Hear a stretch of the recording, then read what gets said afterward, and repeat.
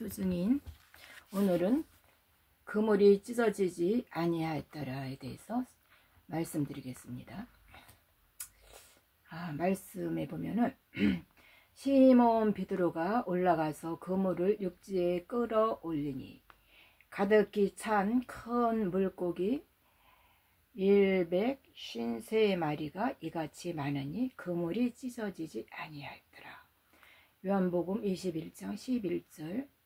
네, 여기서 요한복음 21장 11절은 큰 물고기 153마리를 비롯하여 수많은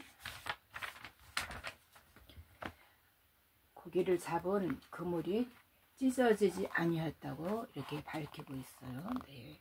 굳이 이렇게 기록한 특별한 이유가 있을까?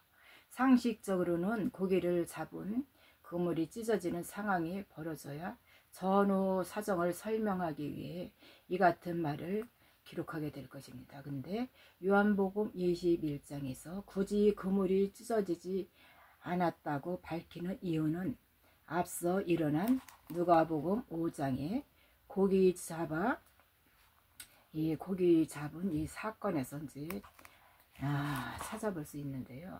여기 말씀해 보면 시몬이 대답하여 가로되 선생이여 우리들이 밤이 맞도록 수고를 하였으되 얻은 것이 없지만은 말씀에 의지하여 내가 그물을 내리이다 하고 그러한즉 고기를 에운 것이 심히 많이 그물이 찢어지는지라. 이에 다른 배에 있는 동물을 손짓하여 와서 도와달라 하니 저희가 와서 두 배의 채움에 잠기게 되더라.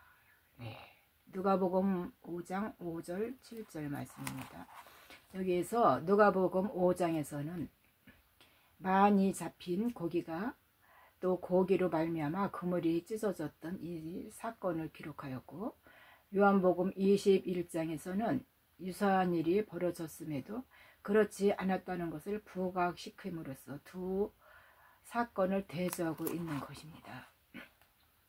누가복음 5장의 고기 잡는 사건은 예수 그리스도의 초림 때에 오순절 이른비 성령을 받은 하나님의 아들들이 천국 복음을 전파하는 것을 계시하는 것이고요.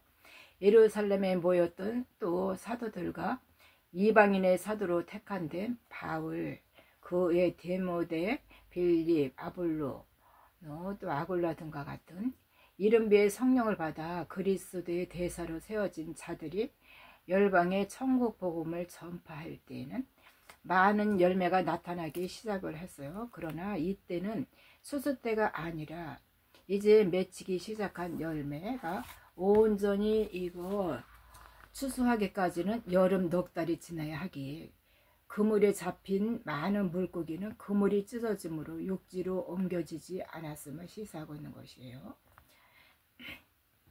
이렇게 잡힌 물고기를 육지까지 옮기는 일은 마지막 추수 때인 가을절기에 일어날 것임을 우리가 암시하는 것입니다. 그래서 누가복음 5장의 기록은 고기가 많아 그물이 찢어지게 되자 다른 배로 있는 또한 동무들에게 도움을 청하여 물고기를 배에다가 실었는데, 그렇게 물고기를 실은 배가 물에 잠기는 것으로 끝을 맺고 있어요.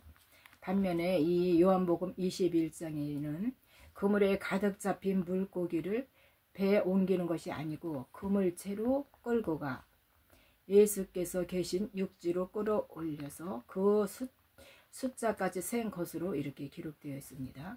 그래서 이 요한복음 21장에 어부들이 던진 그물은 요한계시록의 10장 11절 말씀과 같이 많은 백성과 나라와 방언과 임금에게 다시 애원하는 복음, 즉 영원한 복음을 말하는 것입니다. 누가복음 이 5장과는 달리 요한복음 21장 11절에서는 그물이 찢어지지 아니하였다는 것은 마지막 때 하나님의 추수가 온전히 이루어지는 것을 말하는 것이고, 또 마지막 때 환난에서 건져냄을 받은 또 그 자들과 무덤에서 나오는 자들의 총수인 14만 4천의 하나님의 종들을 예수님 재림하신 이 시온산의 하늘 보좌 앞에 나와 추수가 완성됨을 계시하는 것입니다. 네, 그래서 이와 같이 성령을 받은 하나님의 아들들은 사람 낚는 어부인 동시에 알곡들을 하나님의 곳간에 모아들이고 또 내어주는 또 추수하는 이 일꾼을 일컫는 말이 되는 것입니다. 말씀해 보면 예수님께서 가라사대 그러므로 천국의 제자된 서기관마다 마치 새 것과 옛 것을 그 곳간에서 내어오는 집주인과 같으니라. 마태복음 13장 52절 말씀입니다.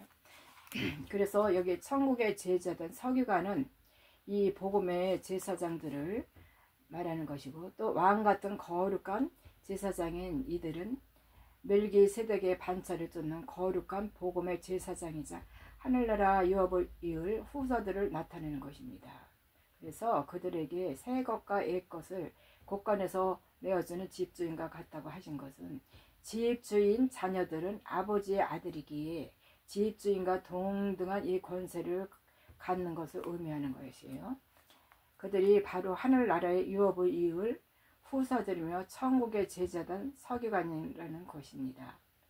예, 그래서 새 것과 옛 것을 곳간에서 내어온다는 이 의미는 추수하는 일꾼인 하나님의 아들들이 신약과 구약의 유대인과 이방인 가운데 야곱의 남은 자손으로 추수되는 하나님의 종들을 피난처에 또 들여보낸 또 환난을 피하게 한 후 생명의 부활로 나올 수 있게 한다는 것입니다.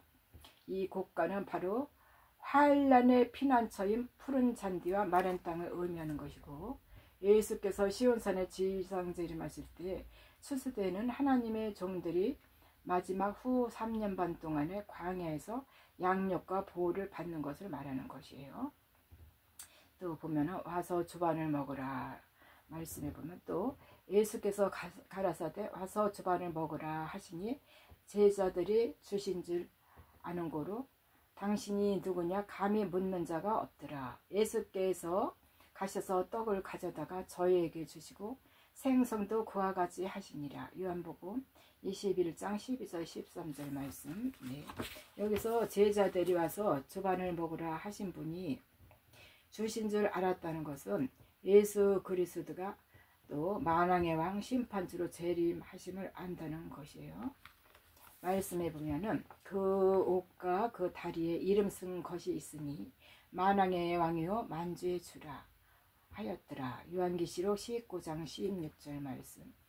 네, 그래서 예수님께서는 고기 잡으러 수고한 제자들에게 와서 주반을 먹으라 하시며 먹을 것을 주셨어요. 네, 이것은 추수하는 일꾼에게 주시는 상급을 말하는 것입니다. 그물에 잡힌 이 물고기를 육지에 끌어온 제자들에게 주시는 떡은 남자에게 주는 영광의 그 면류관 곧 의의 직분자들에게 주는 의인의 상을 말하는 것이고요. 또한 생성도 그와 같이 하신다는 이것은 여자의 남은 자손에게 주는 선지자의 상을 계시하는데 이는 정제의 직분의 영광의 면류관을 말하는 것이에요. 말씀해 보면 선지자의 이름으로 선지자를 영접하는 자는 선지자의 상을 받을 것이요 의인의 이름으로 의인을 영접하는 자는 의인의 상을 받으리라. 마태복음 10장 41절 말씀. 여기서 선지자와 제사장은 여자의 남은 자손인 율법의 공동체에서 나오는 자들인데 여기서 율법의 역할인 정죄의 직분을 받은 자들로서 제사장은 짐승의 피를 흘려 죄를 사하는 이 땅에서의 제사 행위를 그리스도가 구원주로 오시기까지 반복하는 것이에요. 그래서 이 선지자는 구원으로 오실 그리스도를 예언하고 소개하는 이 사명을 받은 자들을 말하는 것입니다.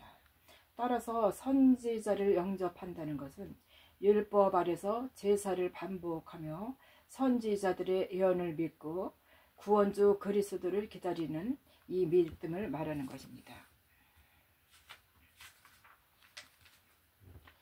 여기서 의인은 성령의 약속을 받아 율법에서 해방되어 복음으로 나오는 하나님의 아들들을 말하는 것이고 또 이들은 그리스도의 피로 단번에 죄의 문제를 해결받고 그 위에 성령을 선물로 받음으로 하나님 나라의 비밀을 깨닫고 화목케 하는 말씀을 선포하는 의의 직분자들을 말하는 것입니다. 네, 여기까지 하겠습니다. 감사합니다.